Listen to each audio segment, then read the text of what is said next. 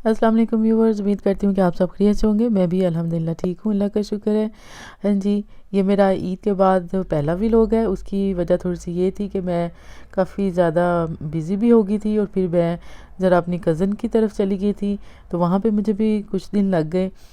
ये उसी रास्ते में ही मैंने ये थोड़ी-सी वीडियो बनाई, जो कि रास्ते में मौसम भी बहुत ही खूबसूरत था और व्यू भी बहुत प्यारे आ रहे थे कि टाइम का पता भी नहीं चला कि 2 घंटे का सफ़र बड़ी जल्दी गुज़र गया।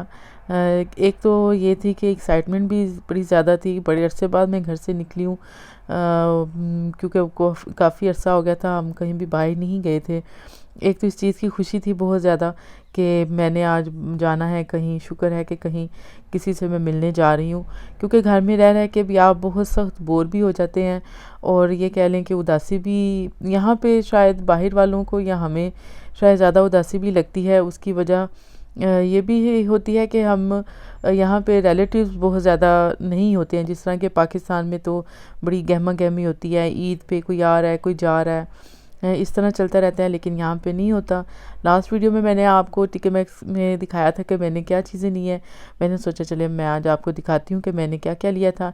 ये मैंने अपनी बेटी के लिए एक रेन कोट सा लिया है, क्योंकि यहाँ पे सर्दी जब ख़त्म होती है तो गर्मियों में जब गर्मी इतनी ज़्यादा नहीं होती कि हम बच्चों को ऊपर ना कुछ पहनाएं, इसलिए हमें बच्चों को गर्मी में भी ऊपर कुछ ना कुछ पहनाना पड़ता है।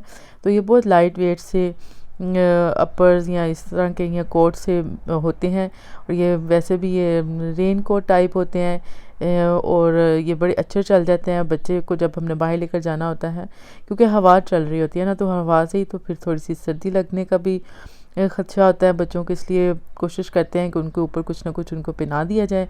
साथ में मुझे ये एक ट्रे अच्छी लगी थी, ये ली, और साथ में मुझे एक और ट्रे अच्छी लगी थी। वैसे तो ये डेकोरेशन टाइप है, वैसे तो मैंने अभी इसको अपने घर में लगाया नहीं है, मैं सिर्फ लेकर ही आई हूँ, क्योंकि लास्ट टाइम भी मैं लेकर आई थी, तो अभी उसको लगाने की ये कह लें कि अभी तो मैंने उसको रखा था और देख रही थी कि ये कैसी लग रही है। अभी इतना ही कर रही थी कि वो मेरी बेटी से नीचे गिरी और वो टूट गई। अब मैंने इसको लेकर तो आई हूँ, लेकिन अभी मैंने सोचा कि अभी मैंने इसको कहीं नहीं रखना, अब भी मैंने इसको फटाफट पैक करके तो रख दिया है कि कुछ अर्से बाद लगाऊंगी। साथ में फिर आते हुए हम होम बार्गन चले गए, वहाँ से मुझे इन डिब्बों की फूड कंटेनर्स की बड़ी सख्त ज़रूरत थी, क्योंकि सारे एक जैसे हों तो वो फिर प्यारे भी लगते हैं। मैंने पहले भी कुछ लिए थे, लेकिन वो व्यूवर्स थोड़े से कम हो गए थे, फिर मेरा दिल नहीं किया कि मैं कुछ और चेंज करूं या किसी और स्टाइल में जाऊं। मैंने कहा फिर सारे एक जैसे हों तो उसकी लुक में भी अच्छे लगते हैं और वैसे भी वो खूबसूरत लगते हैं, अच्छे लगते हैं सारी एक जैसे चीज़ें पड़ी हों, क्योंकि डिफरेंट डिफरेंट चीज़ें पड़ी हों किचन में, तो वो किचन बड़ा मैसी सा लगता है और इतना फिर वो अच्छा भी नहीं लगता। इसलिए मुझे था कि चले मैं सारी ही चीज़ों को ज़रा एक जैसा कर दूं, ताकि वो पड़ी हुई भी अच्छी लगें और ख़ूबसूरत लगें। और इसके साथ ही फिर मैंने आज जो बनाई थी वो मैंने फ़िश बनाई थी, और फ़िश बड़ी इजी है, बहुत आसान सी रेसिपी है, लेकिन इसको मैंने फ्राई नहीं करना, ये भी मैं आपको आगे चल के बताऊँगी कि इसको मैंने कैसे पकाया है। इसलिए देखिए, सबसे पहले मैंने नमक लिया है, फिर मैंने चिली पाउडर लिया है, और फिर उसके बाद मैंने इसके अंदर भी बस थोड़े से क्रश चिली डाली है, अजवाइन डालूँगी, और साथ में मैंने जो चीज़ें इसके अंदर डाल रही हूँ बहुत इजी हैं, सारी चीज़ें घर में मौजूद होती हैं। मैं बाहर के मसाले बहुत कम यूज़ करती हूँ, ज़्यादातर मेरी कोशिश यही होती है कि जो चीज़ें मुझे घर में यानी कि जो हम ज़्यादातर डेली चीज़ें यूज़ करते हैं ना, वही चीज़ें ही डाली जाएं।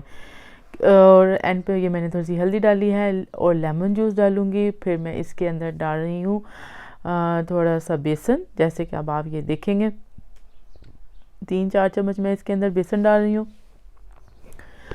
और एक और चीज़ मैंने इसके अंदर डालनी है, वो है जी खुशक मेथी, उसका टेस्ट बहुत मज़े का आता है। आप किसी भी चीज़ में डाल लें तो वो बड़ी मज़े की लगती है और बड़ा अच्छा उसका टेस्ट भी होता है, और फिर वो बड़ी यानी कि एक यूनिक फ्लेवर आप कह सकते हैं कि आपको एक मिलता है, थोड़ा ज़रा डिफरेंट हो जाता है।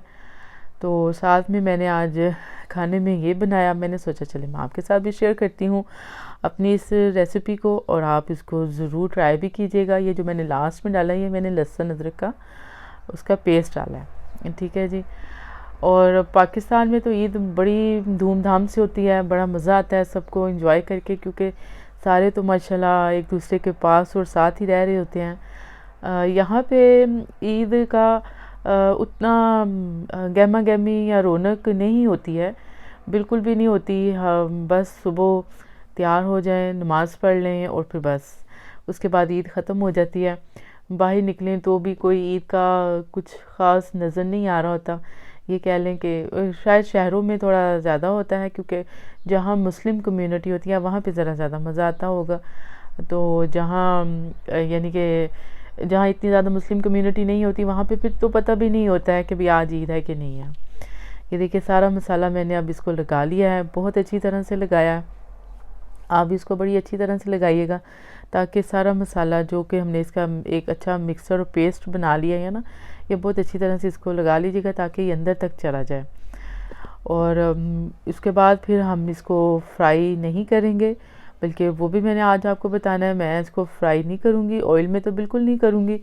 आज मैंने एक नई चीज़ में इसको बनाना है और वो ये है जी एयर फ्रायर। एयर फ्रायर में ऑयल बिल्कुल यूज़ नहीं होता। ये निंजा वालों का मैंने लिया है, बहुत अच्छा है। इसके अंदर बहुत सारी उन्होंने बनाए हुए हैं। ये कह लें कि हम इसके अंदर एयर फ्राई भी कर सकते हैं, ग्रिल भी कर सकते हैं, रोस्ट भी कर सकते हैं। बहुत सारी इसके अंदर हैं कि हम उसको चीज़ों को यूज़ कर सकें। इसी में मैंने फ़िश फ्राई नहीं सॉरी करने, मैंने इसको ग्रिल कर देना। ये देखिए अब मैंने ग्रिल का बटन प्रेस कर दिया था, तो वो थोड़ी देर पहले प्री हीट होगा, फिर उसके बाद वो हमें खुद ही साइन दे देगा ऐड फूड का। तो फिर हम इसके अंदर फूड ऐड कर देंगे। तो साथ ही फूड ऐड करेंगे तो जस्ट 5 या 10 मिनट में ये बिल्कुल रेडी हो जाएगी फूड हमारी। तो इससे सबसे अच्छी बात मुझे इसकी ये लगती है कि हम इसके अंदर ऑयल यूज़ नहीं कर सकते। और ये मैंने इसके ऊपर ऑयल लगाना भी है तो सिर्फ मैंने ब्रश से लगाना है, बिल्कुल भी डीप फ्राई मैंने नहीं करनी चीज़ें, क्योंकि अब मैं कोशिश करती हूँ कि डीप फ्राइंग की तरफ मैं बहुत कम जाऊँ। हालांकि मेरा बहुत कम जाती हूँ, कोशिश करती हूँ कि जहाँ डीप फ्राई की चीज़ें होती हैं वहाँ पे यही हमेशा से कोशिश करती भी हूँ और करनी भी चाहिए, क्योंकि हम शैलो फ्राई में चले जाएं, ताकि ऑयल जितना ज़्यादा हम कम से कम यूज़ कर सकें उतना ही हमारे लिए, हमारी हेल्थ के लिए बहुत अच्छा होता है। और इसी में ही सबकी बेहतरी है, क्योंकि आजकल बस अल्लाह पाक सबको शिफा दे, सेहत दे। ये देखिए जी, ये एक साइड से बिल्कुल हो गया है। ये मैं अभी आपको इसको इसकी साइड चेंज करके दिखाती हूँ, और आप ऊपर से भी देख रहे होंगे कि बड़ी प्यारी मज़े की ये हो गई है। ये देखें जी, अब मैंने इसकी साइड चेंज कर दी और उसको मैंने दोबारा से बंद कर देना है, ताकि दूसरी साइड से भी अच्छी तरह से बड़ी प्यारी सी उसकी लुक आ जाए। और साथ में मैंने वेजिटेबल्स को हल्का सा उसको मैंने रोस्ट कर लिया था। ये देखें, जिसके अंदर मैंने ब्रोकली, पीज़ और स्वीट कॉर्न डाले हैं, ये किया है। और ये फ़िश हमारी रेडी हो गई थी, जो कि मुझे तो खाना बहुत मज़े का लगता है। बड़ा अच्छा था, सिंपल था और हेल्दी था। आप भी ट्राई कीजिएगा और इस तरह की चीज़ें भी ट्राई करते रहा करें, क्योंकि बड़ी अच्छी होती हैं हेल्थ के लिए भी। और इंशाल्लाह मैं दोबारा अपने नए व्लॉग में एक नई रेसिपी के साथ आपको एक और नई रेसिपी भी बताऊंगी। इंशाल्लाह दोबारा मुलाकात होगी। ओके जी, अल्लाह हाफिज़।